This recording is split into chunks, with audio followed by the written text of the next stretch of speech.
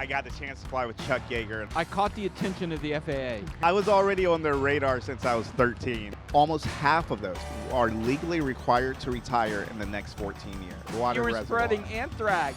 Shame on you. So Shame on you. As a kid, your first flight ever was with Chuck Yeager? No. Okay. So that was a little bit further down the road. Okay. My very first flight inside of a small airplane was with the Young Eagles program. Okay, it was Young Eagles. It was Young Eagles. And then about 2 years after that flight, I got the chance to fly with Chuck Yeager in a Ford Trimotor. Okay, how old were you? 13. You were 13. So take me back. What do you remember about that? I got to know the details. So I was at Oshkosh. I was volunteering at one of their facilities called Kid Venture, which is designed to have a bunch of hands-on activities. And through that, some of the organizers with Young Eagles were like, hey, would you like to go flying? At first, I didn't know who was going to be the pilot of it. Okay. And then I was like, absolutely. And I show up at the Ford Trimotor, and then there's Chuck Yeager as your pilot. In the Ford Trimotor? Yes. You went with Chuck Yeager in the Ford Trimotor? During Oshkosh. Oh, my God. That's like it was the definitely a trifecta. memory that I won't forget. No. All right. So there's so much. Just reading your history is amazing. I noticed in some of the press stuff that you've got, the thing that stuck out to me is that you were talking about it, you were doing this, you were doing that, you had airplanes before you were 18 and all this kind of stuff, and then you wrote, I caught the attention of the FAA. Now, for most people like me, my blood pressure would go up, but that's not the case here. Well, I was already on their radar since I was 13. That's because, not good. Well, I was probably a self-induced nuisance to them because I wrote them at 13 trying to get an exemption to fly solo before my 16th birthday, which they said no to. Oh, really? They said you no. tried to get an exemption. Wow. But during that time frame of me petitioning the FAA between 13 and 16, I found out in Canada you only have to be 14 to fly solo up there. Right. So I went up to Canada. I wrote a bunch of different aviation companies asking for sponsorship, and I got enough. I didn't get my very first yes until I was at company 91, though. But I kept on going, got enough by 103, went up to Canada, soloed at 14 in Canada. Wow.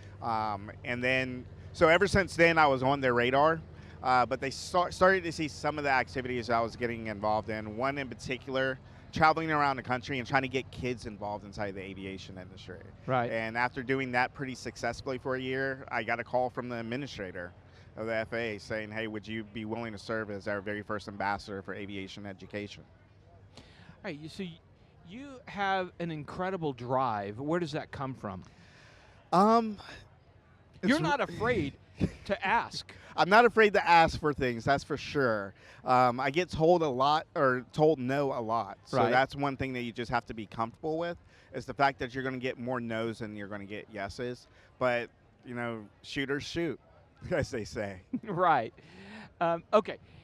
So with you then getting on the radar of the FAA, you started doing work for the FAA. Yes. Tell me about that. So Administrator Blakely, who was the administrator in around 2004-2005 timeframe, I had a meeting with her where we were talking about aviation youth programs.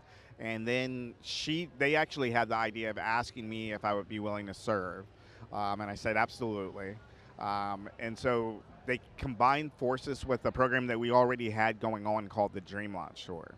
So since 2004, I was at school at Embry-Riddle Aeronautical University. Okay. And I would hop into a Cirrus, and I would fly to a different city every Thursday afternoon and go speak to the students on Friday and on Monday. And then Monday night, I would fly back and be back in class on Tuesday morning. And I did that from my sophomore year on until I graduated from Embry-Riddle. So while you were at Embry-Riddle, what was your goal? Were you going to be an airline pilot? No. So my original goal when I took that very first Young Eagles flight was I wanted to become a pilot. But airline pilot. Okay. And then after I started going to Oshkosh and Sun and Fun, you meet a lot of people. That's one of the best things about going to events like this, is the type of people that you meet and the opportunities that you see. And so I realized I could still fly my own airplane, but fly it where I want to go, when I want to go, versus flying it for the airlines on the same routes for the next 30, 40 years of my life. Now, there's some great money with flying for the airlines, but the flexibility, the people that you meet being involved in GA is just unheard of, in my opinion. So after meeting those people at Oshkosh, I decided that I wanted to be more on the business side of the aviation industry. So I actually started up my own company at Embry-Riddle. I started doing aircraft sales. You don't let grass grow under, And by the time I graduated Embry-Riddle, I actually had 10 Cirruses that I owned, and I was leasing out the flight schools. I've bought in my life, and I'm just a little bit older than you. I've bought a total of one airplane. Well, if it's a good airplane, there's no need to replace it. And Lola is a great airplane, so yeah.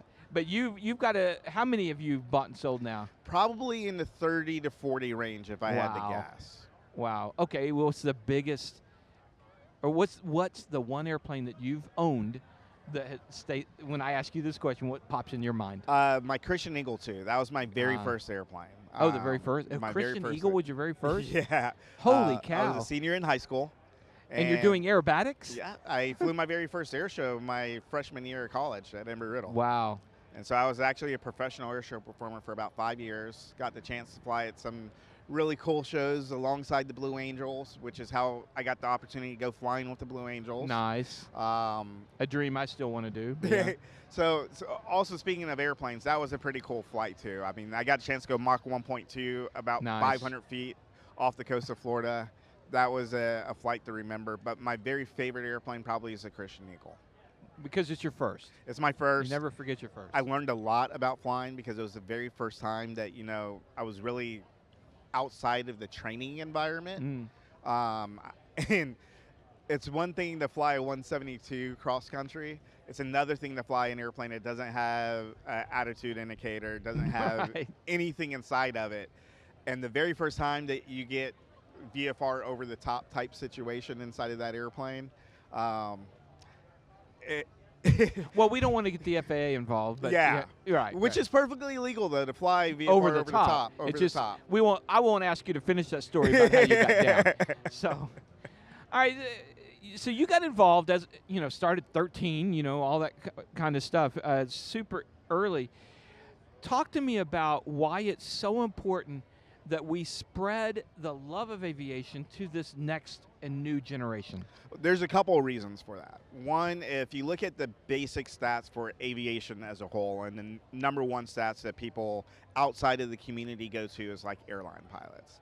If you look at the FAA database of actual airline transport rated category airline pilots that fly 121, almost half of those, 45% of them, are legally required to retire in the next 14 years. Yeah. So you got 45% of those guys that can't continue to fly no matter what in the next 14 years. So if we want to continue to have a stable commercial 121 environment, we got to replace that. But even bigger than that, where all of those 121 guys come from is from the GA world. They're not coming from military aviation as much anymore.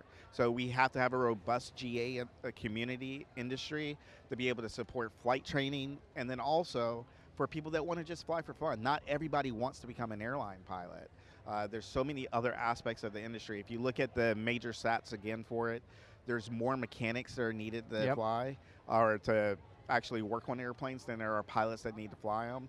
Cabin crew, there's 980,000 new cabin crew attendants that need to be hired within the next 20 years. And that doesn't even cover the emerging markets of aviation that I like to talk about. Drone operators. Commercial space transportation, powered lift, which is the one that I'm probably the most excited about.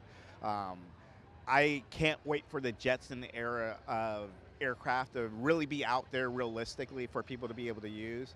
I mean, granted, it won't be used all over the country immediately, but it's a pretty cool concept to think about. And you've even been in front of Congress talking about these numbers. Yeah, I've had the opportunity to testify in front of Congress. The National Business Aviation Association asked me if I would share my views on the industry, what's needed to help grow the industry in front of the House of Representatives. All right, before we get to like a really good pilot story, something that people may not know about you, let's talk about your new initiative. Again, we're talking about the new generation. Tell me about Aviation Start. So with the Dream Launch Tour, I went to literally over 1,000 schools. I've literally have talking to over 60,000 students about aviation opportunities. There's a lot of interest, a lot of times of getting involved in the industry, but most people are like, how do I pay for it? Especially if you're in high Yep. school or college. How you pay for it is the big question. So I knew that there was a lot of resources out there just from working with a ton of different aviation organizations for the last 20 years. But unless you really know where to go to search for scholarships, it's really hard to identify funding mechanisms that Yep. you might be able to take advantage of. So this here at Sun and Fun, the very first day of the show, we announced Aviation Start that just went live, and I'm really excited about it because it provides over $20 million worth of flight training, AMP scholarships, all sorts of different aviation career scholarships that are given out every single year. So So it's like a clearinghouse for all the all scholarships. aviation scholarships out there, and there's Okay. more than 20 million a year that's being given out. And all you have to do is go to aviationstart.org. It's free. Okay. All you have to do is register, get an account, and you get access to this database that combines all of the scholarships from across the country. And you can search for the ones that actually you meet the criteria Right. for, and then apply for it and see what happens. So how many scholarships are available for like a, let's say somebody in their late 50s? Surprisingly, not as many as the 17. Surprisingly, yeah. But there still are some. Like if you look at some of the scholarships that are given out, especially by EAA, AOPA, and some of the other kind of bigger organizations, there's not as many age requirements out there for Really? them. I mean, there's some that go up to 35, for example. But the cool thing about it is some of these scholarships of what they actually are. You can get a citation type rating. Right. You can get your tailwheel endorsement. You can get your instrument rating, or just your PPL. The Ray Foundation is one of the biggest supporters of getting new private pilots out there. And their goal isn't to get people to become airline pilots. Their goal is just to teach young students a way of how to overcome problems, how to problem solve, and then to realize that you can set your mind to what seems like a unachievable, unrealistic task and actually make it become your reality, Yeah. which is one of the coolest things that I think flying teaches anybody that gets involved in it. So if you want to do some aviation training at whatever level you're at, whether you're just starting or you're in there and you don't know how to pay for it, the first step would be to go to aviationstart.com. Go to aviationstart.org, register .org. Okay. .org, and register for a completely free account. I can't stress that enough. We're not Okay. making money off of people registering for it. I just want to get the information out there. We've got some industry supporters that are helping us pay the bills to be able to do that. Yeah. But the key is just to get exposure on number one, we talk about aviation careers. We're building out that section as we currently speak, but it covers both the traditional aviation careers as well as emerging market careers, like as I like to call them. But the key focus right now is scholarships and grants. How do I actually pay for me getting my private pilot's license? If I'm anywhere from high school to about 25, there's a significant amount of resources for that age group. Yeah. And there's even more if you get above 25. So I don't want people to think, I might be married, I can't start a career or even get involved in aviation as a hobby. That's not the case. This is probably a politically sensitive question, but it's a question that's going to be out there. Are most of the scholarships, as you go through them, now that you've dived into this world, are most of the scholarships and grants available for mostly the disadvantaged groups? So it's not just minorities or DEI quote unquote type things. Right. I mean, if you look at the vast majority of the scholarships out there, there's not a gender preference on it. There's not an ethnic preference on it. There are some that exist, and I don't think there's any issues with that. But I think that the vast majority of the scholarships are available to anyone that has an interest in getting involved in our industry. If you show it, I mean, most of them, the biggest qualifier to being eligible for them is most of them require that you do your private pilot written. And if you get that out the way and show that you've passed it, you become eligible for thousands of dollars of training that's Interesting. out Okay. there. The main reason why they do that is because handing someone a blank check for $12,000 to $15,000 before they do any Training, equity in it is a recipe for disaster, in my opinion. So if you can show that you're willing to put in the hours to just get your private pilot written exam out the way, then why not go ahead and show that you can get some money? So the takeaway I'm hearing from you is that if you want to find a way to finance your pilot training, is to get that private pilot written, done, and then it opens up a myriad of doors. So many doors, Okay. by a wide range of different organizations out there. Another key thing to think about is it's not just the AOPAs and the EAs of the world that are out there.